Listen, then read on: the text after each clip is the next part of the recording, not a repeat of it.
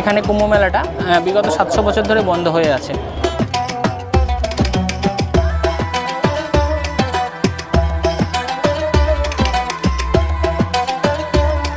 বেলা এখন অনেকটাই বেজে গেছে, প্রায় 2টো বেজে গেছে, তো ভিড়ের পরিমাণও কিন্তু অনেকটা বেড়ে গেছে।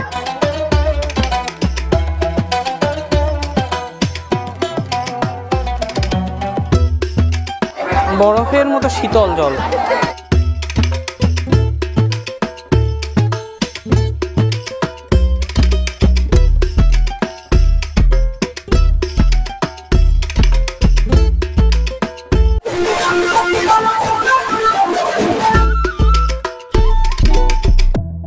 বাংলার কুম্ভ মেলা যেটা এখানে অনুষ্ঠিত হচ্ছে সেটা আজকে শেষ দিন।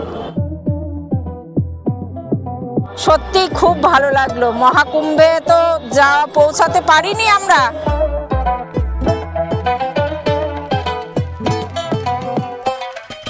অনেক দূর দূরান্ত থেকে ভক্তরা আসছেন বাংলার কুম্ভে স্নান করতে।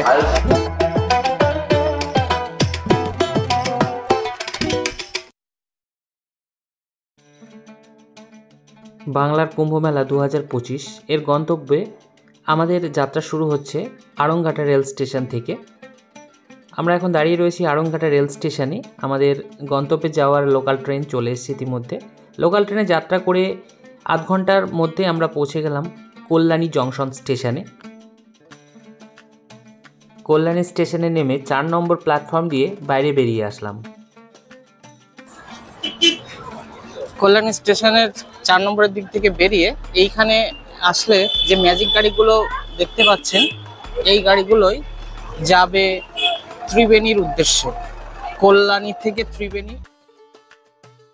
ম্যাজিক গাড়িতে করে 11 কিলোমিটার পথ পেরিয়ে আমরা পৌঁছে গেলাম হুগলি নদীর ওপারে বাঁশবেড়িয়াতে। এরপর বাঁশবেড়িয়া থেকে আমাদের গাড়ি আরও এগিয়ে চলতে লাগলো ত্রিবেণীর উদ্দেশ্যে। অবশেষে পৌঁছে গেলাম ত্রিবেণী কুম্ভ মেলাতে। মেলার যত কাছে এগিয়ে আসছি ভিড় যেন আরোই বাড়তে থাকছে। ত্রিবেণী কুম্ভ মেলাতে আমরা এসে পৌঁছে গেছি। গেটটা খুব সুন্দরভাবে এখানে করা হয়েছে, আর পুণ্যার্থীদের ভিড় যথেষ্ট রাস্তায় দেখতে পাচ্ছেন। আগে আমরা ত্রিবেণী সঙ্গমে যাব আগে।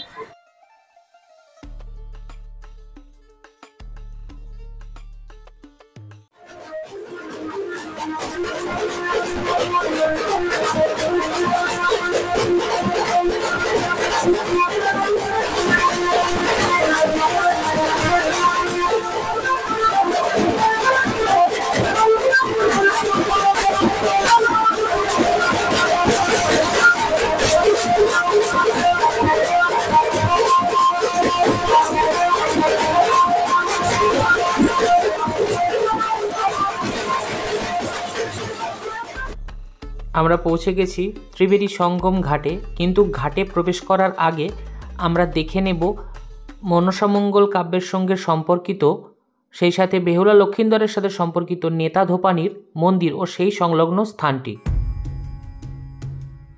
মনসামঙ্গল কাব্যের বর্ণনা অনুযায়ী নেতা ধোপানি স্বর্গের দেবতাদের কাপড় কাচতেন এই ঘাটে।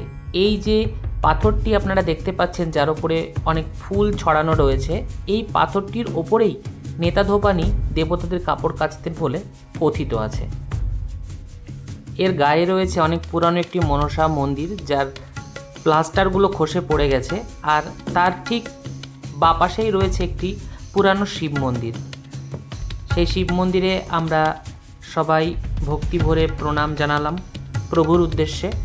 সামনে রয়েছেন নন্দী মহারাজ।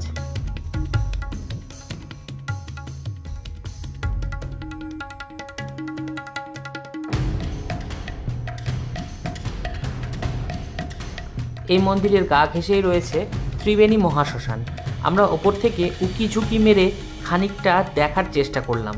পরে জানতে পারলাম যে এই শ্মশানের ঠিক পেছন দিকে রয়েছে সেই জায়গাটি ঠিক যেখানে নেতা ধোপানি বাস করতেন। এবার আমরা শ্মশানের ভেতর দিয়ে সেই জায়গায় যাওয়ার চেষ্টা করলাম।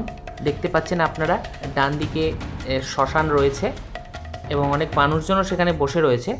আর একটা গা ছমছমে পরিবেশের মধ্যে দিয়ে একটু ভয় মনে নিয়ে আমরা এগোতে লাগলাম ওই গেটটার দিকে, যে গেটটার কাছে আপনারা গেলে বুঝতে পারবেন এখানে লেখা রয়েছে মা মনসা মন্দির, নেতাধোপানি পুকুর, ত্রিবেণী ঘাট, হুগলি।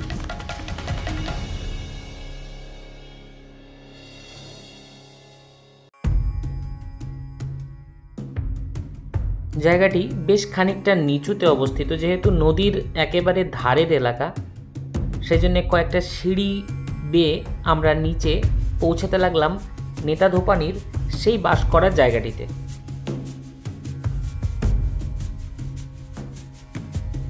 আপনারা যে পুকুরটি এখানে দেখতে পাচ্ছেন এটি নেতাধোপানির পুকুর নামে পরিচিত। শোনা যায় অনেক আগে গঙ্গা এই খাতে বইত এবং সেজন্য এই পুকুরের সৃষ্টি হয়েছে। বর্তমানে গঙ্গা খানিকটা সরে যাওয়ার জন্য পুকুরটি বিচ্ছিন্ন অবস্থায় এখানে পড়ে আছে। তার পাশেই রয়েছে একটি মন্দির।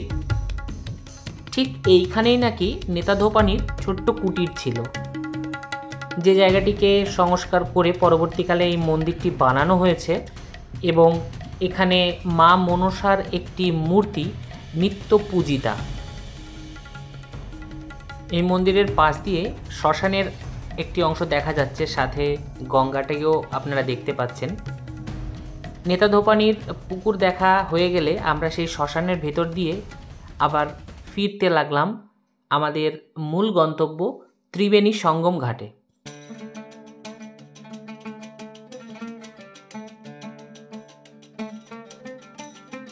আমরা দাঁড়িয়ে রয়েছি এখন ত্রিবেণী গঙ্গার ঘাটে। এটিকে বলা হয় মুক্তবেণী। এছাড়া একে আরও অন্য নামে দক্ষিণের প্রয়াগ নামেও অভিহিত করা হয়। অনেক পুরানো এই স্থানটি। যেমন উত্তরপ্রদেশের প্রয়াগে গঙ্গা, যমুনা, সরস্বতী এই নদীগুলি একটি স্থানে এসে মিলিত হয়েছে, অর্থাৎ যুক্ত হয়েছে, সেজন্য উত্তরপ্রদেশের প্রয়াগরাজকে বলা হয় যুক্তবেণী। আর ঠিক এইখানে এসে গঙ্গার থেকে যমুনা ও সরস্বতী নদী দুই দিকে বেরিয়ে গেছে, অর্থাৎ মুক্ত হয়েছে, সেই জন্যে এই স্থানের অপর নাম মুক্তবেণী। আজ এই বিরল কুম্ভযোগের মহা সন্ধিক্ষণে একটু পুণ্য সঞ্চয়ের আশায় বহু মানুষ এসেছেন এই ত্রিবেণী সঙ্গমে, একটিবার এই সঙ্গমে ডুব দেবার জন্য। ঘাটের উপরে মা গঙ্গার অনেকগুলি মূর্তি রয়েছে দেখতে পেলাম।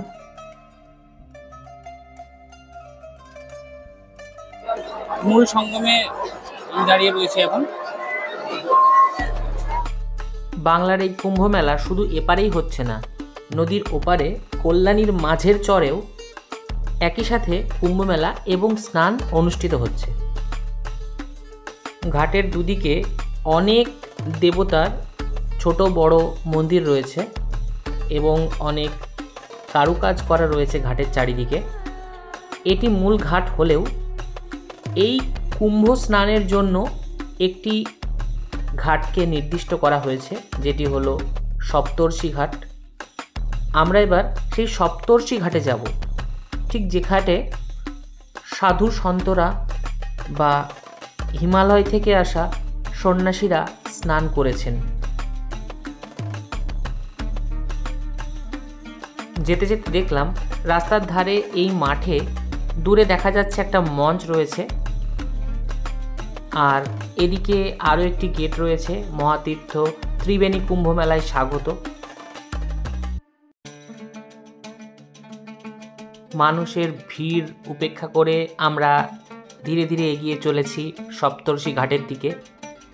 ঘাটে পৌঁছানোর আগেই দেখতে পেলাম অনেক সন্ন্যাসী এবং অনেক ভবঘুরে মানুষ দুটো চালের আশায় এখানে সারা দিন ধরে বসে আছেন। পুণ্যার্থীরা যদি ওনাদের পাত্রে দয়া করে কিছু চাল বা অর্থ দান করেন। ঘাটের দুধারে অনেক দোকান বসেছে অস্থায়ী। তার সঙ্গে আমরা পৌঁছে গেলাম সপ্তর্ষি ঘাট। ঘাটে এসে দেখলাম যে কি পরিমাণ মানুষ এখানে ভিড় জমিয়েছে স্নান করার জন্যে। এই যে 3 দিন ব্যাপী কুম্ভ স্নানটা অনুষ্ঠিত হচ্ছে, সেই স্নানের জন্য এই ঘাটটিকে নির্দিষ্ট করা হয়েছে। সেই জন্যে এই ঘাটে সবচেয়ে বেশি মানুষের ভিড়। কিন্তু শুধু এই ঘাটটাই নয়, এই স্নান উপলক্ষে আশেপাশের আরও অনেক ঘাটে মানুষ স্নান করছেন নিজেদের সুবিধা মতো।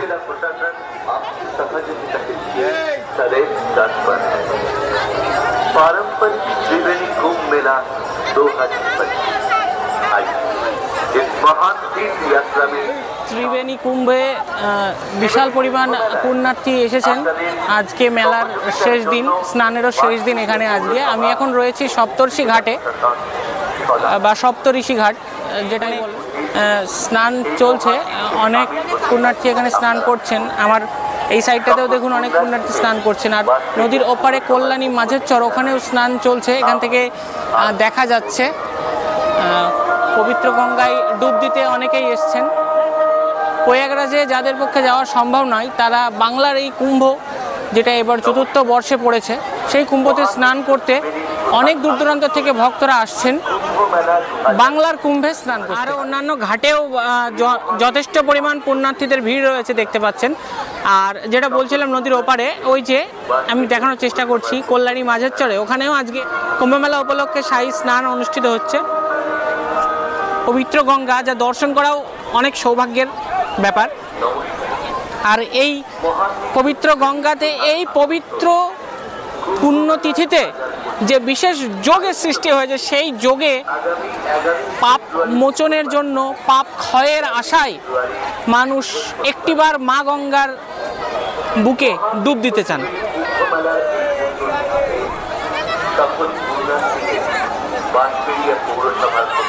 স্নান করার পরে প্রত্যেকে চেষ্টা করছেন খুব অল্প পরিমাণ হলেও এই পবিত্র পুণ্যতিথির পবিত্র গঙ্গা জল সংগ্রহ করে ঘরে নিয়ে যেতে। স্নান সেরে নিলাম।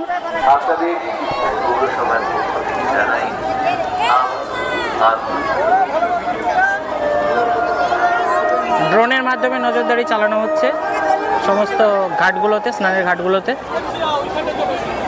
স্নান সেরে নিলাম। বরফের মতো শীতল জল, মানে জলে নেমে পুরো কাঁপুনি উঠে যাচ্ছে। স্নান সেরে পোশাক পরিবর্তন করে নিয়ে আমরা এবার এগোতে লাগলাম। একবার শুধু যাব ওই মাঠটাতে, যেখানে ওই মঞ্চটা রয়েছে, আপনাদেরকে এখানে আসার পথে দেখালাম। पारंपरिक त्रिवेणी कुंभ मेला 2025 इस महान तीर्थ यात्रा में शामिल बुधवार থেকে 13 ফেব্রুয়ারি বৃহস্পতিবার পর্যন্ত মহাতীর্থ। স্নান তো হয়ে গেছে আগেই।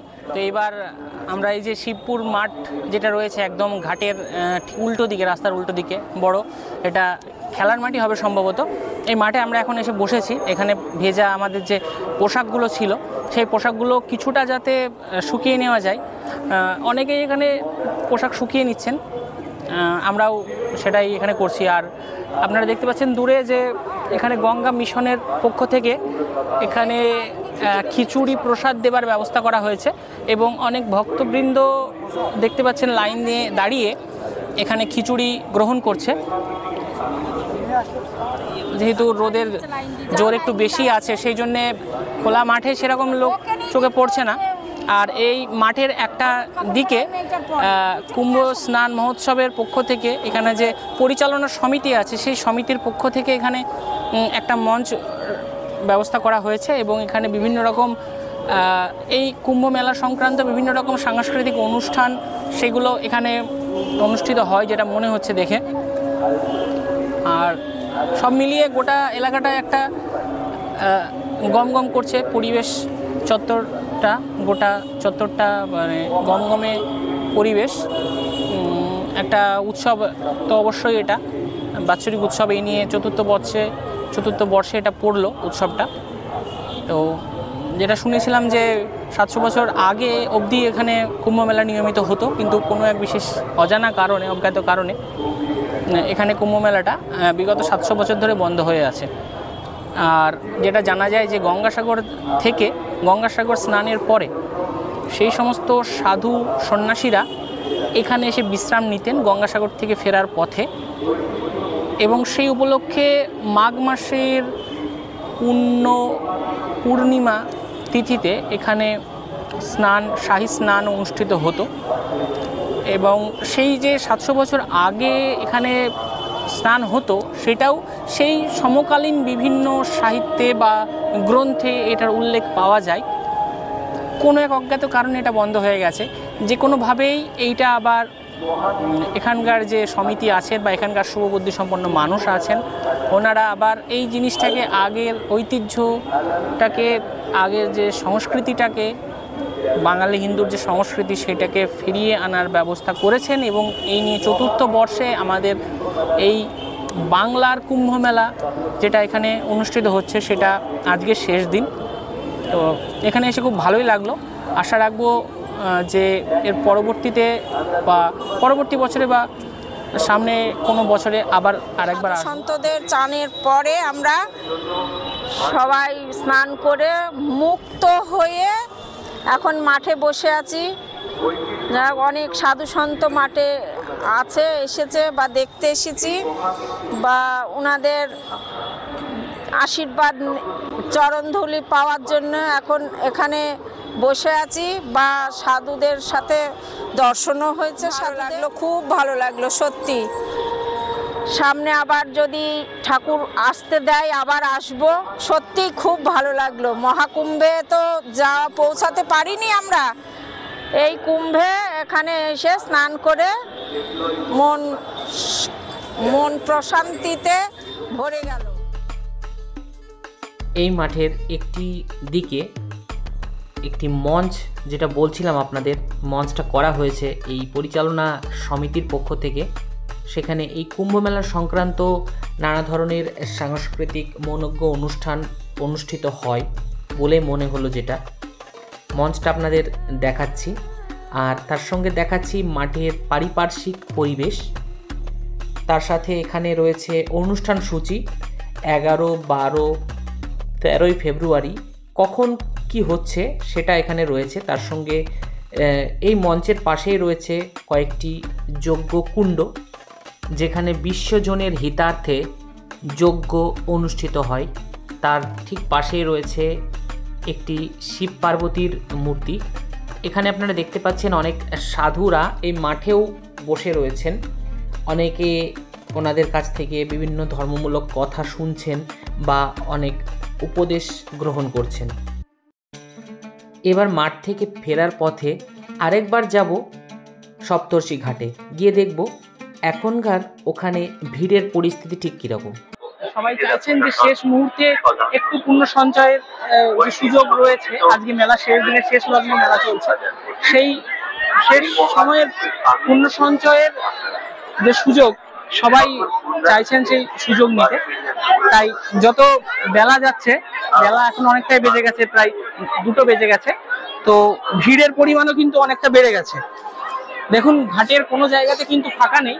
আমরা যে সময়টা স্নান করলাম সেই সময় যা ভিড় ছিল তার থেকে কিন্তু ভিড় এখন অনেক বেশি রয়েছে। শেষমেশ একরাশ আনন্দ নিয়ে বাড়ি ফিরছি। আশা করি আপনাদেরও গোটা ভিডিওটি খুবই ভালো লেগেছে। ধন্যবাদ সবাইকে।